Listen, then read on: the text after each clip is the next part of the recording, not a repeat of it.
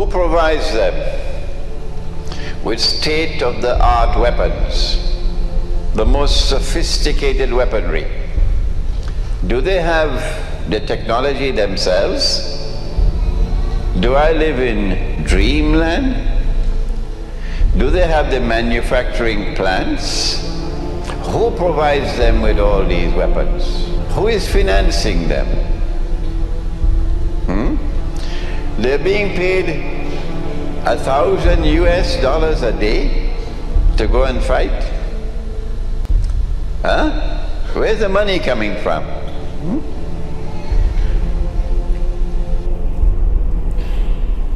Is it Santa Claus?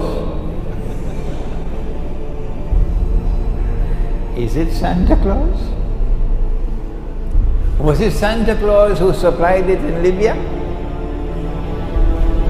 to overthrow the Libyan government, so that now NATO is in control of Libya? And those absolute fools with only rubbish in their head did that in Libya. Only rubbish in their head, those absolute fools. That's what they did in Libya. Who is supplying all the high-tech weapons? And who is financing all these mujahideen coming from Britain, which the British government is so happy to allow to go? $1,000 a day. Who is financing? And who is supplying all the high-tech weapons for them in their so-called jihad in Syria, so that they can make Syria another Libya? My question is it Santa Claus? Is it Santa Claus? And now who is supplying ISIS with all its high-tech weapons? Who is supplying ISIS with all the money? And once again I have to ask the question, is it Santa Claus? That is the same force at work that recruited them in Libya and sent the weapons into Benghazi. I don't want to speak anymore about how the weapons reached Benghazi. The Turkish government has a lot to answer for to Allah on Judgment Day. This bogus Turkish government, pretending to be Islamic. And they recruited fighters from different parts of the world, okay? And they show no Islamic etiquette, Islamic rules of warfare. In the case of Tripoli, they waited until Ramadan. They waited until people have fasted for the whole day. And now it is the time to break the fast. And everybody lay down their weapons to sit down over the iftar to eat. And these wicked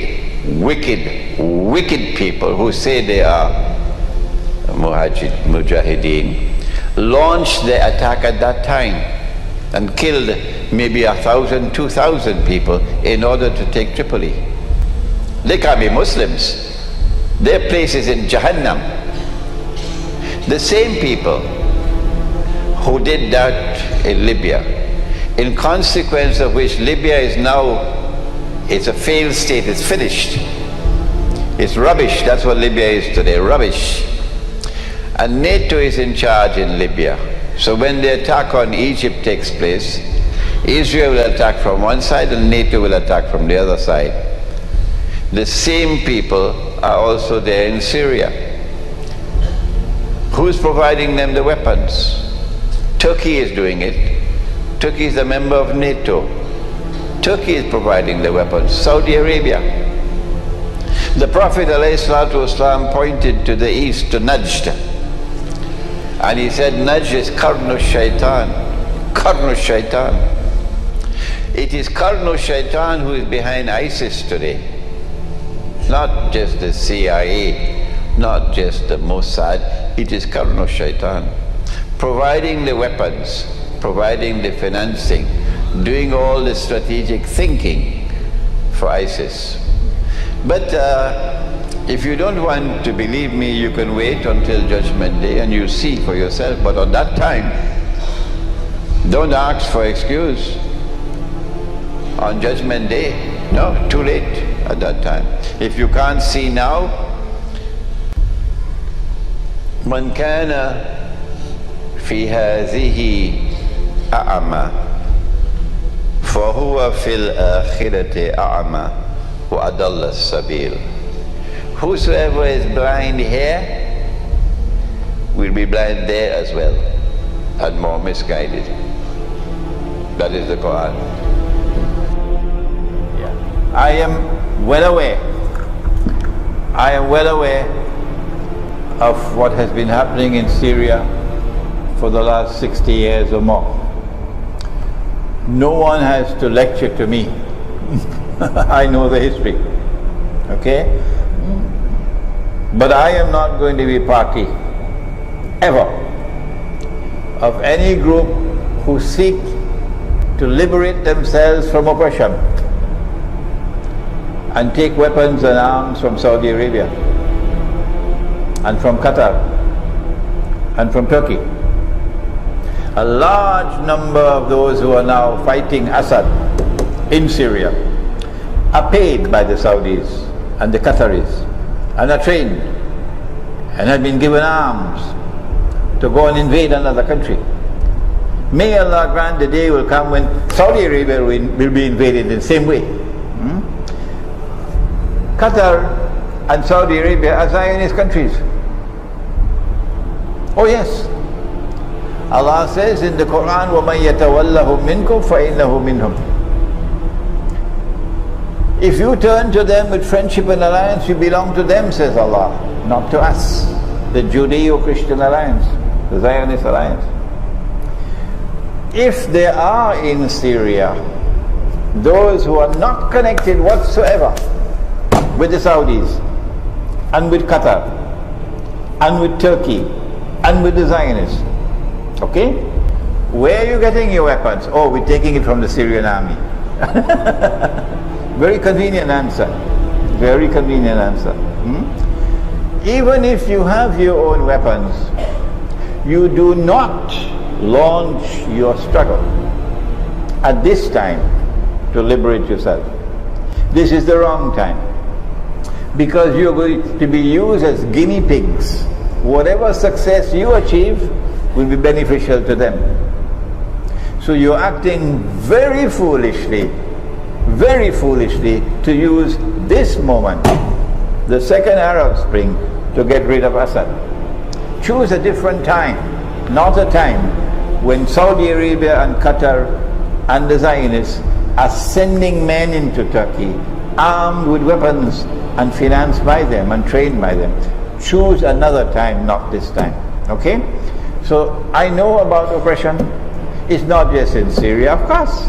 There's more oppression in Saudi Arabia. How many of them going to Saudi Arabia to liberate Saudi Arabia? How many? They'll never do that. They will never do that.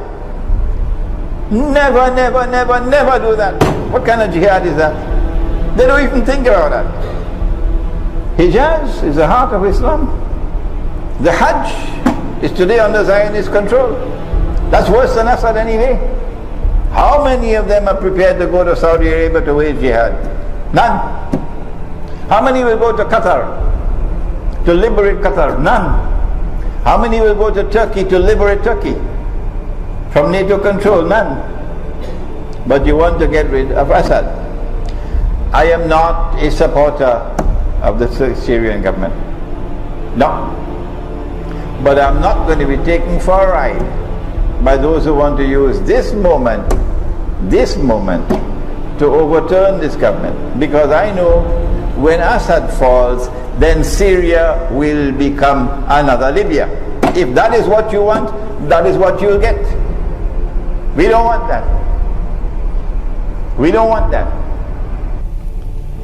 And these fools with a capital F, who are now part of the CIA jihad. We always knew it was a CIA jihad.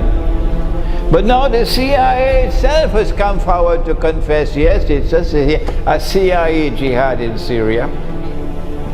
We are the ones who trained them. We are the ones who financed them. We are the ones who provided the weapons. So don't go and bomb our people, Putin. These are our people. We always knew it, but now the CIA has come forward to say yes. If you take weapons from them to go and fight your bogus jihad, to kill our people, and you believe that you are in a valid jihad, in your ISIS, we say to you, if you are killed, we will not pray over your body. We'll never stand at your grave. What? Because Allah says in the Quran, وَمَن يَتَوَلَّهُم مِّنكُمْ فَإِنَّهُ مِنْهُمْ.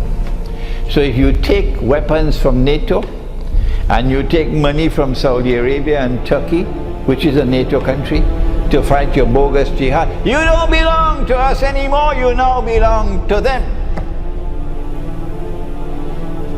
Inna Allah la yahdi al-qawma zalimin. Surely Allah does not provide guidance to a wicked people. This is wickedness. The external appearance they wanted to be accepted was one of a valid jihad. The internal reality was that it was still these wicked people in the CIA and the Israeli Mossad and the British intelligence and so on, who were not only doing the planning but also the funding and providing the weapons and doing the training and so on. Lo and behold, when Russia intervened, suddenly we're hearing voices. Oh, but you're not attacking ISIS. You're attacking our boys. Oh, okay. So now the evidence is coming out that the CIA is now admitting that they were funding and they were training and they were arming and they were providing the weapons for the opposition to Assad in Libya, in Syria. So now we can legitimately declare it's a CIA jihad. But I have a better name for it, for ISIS and company. I call it the Yankee jihad. We want that day to come when Imam al-Mahdi will be there in Damascus, your city, and Dajjal will be there, your city, and Nabi Isa alayhi salam returns, your city. Damascus is too important. From the time Assad falls, what you call the greatest enemy of the Muslims, Russia, is Rome. You should first of all prove that I am wrong. When I say Rome in the Quran is Russia today, prove me wrong. Prove to me that Rome today is the Roman Catholic Church in Vatican, and Rome today is the Anglo-American Alliance. It's only either Eastern Christianity or Western Christianity. Which one? Which one is Rome? The Quran speaks about Rome and speaks positively about Rome. And Nabi Muhammad ﷺ said we'll make an alliance with Rome. And guess who's made alliance already? Iran. Iran has already made an alliance with Rome. So those who want to consider Russia as their greatest enemy of the Sunni Muslims, go ahead. We are not a part of that. We've done enough to tell you that Russia is now changing and returning to Christianity.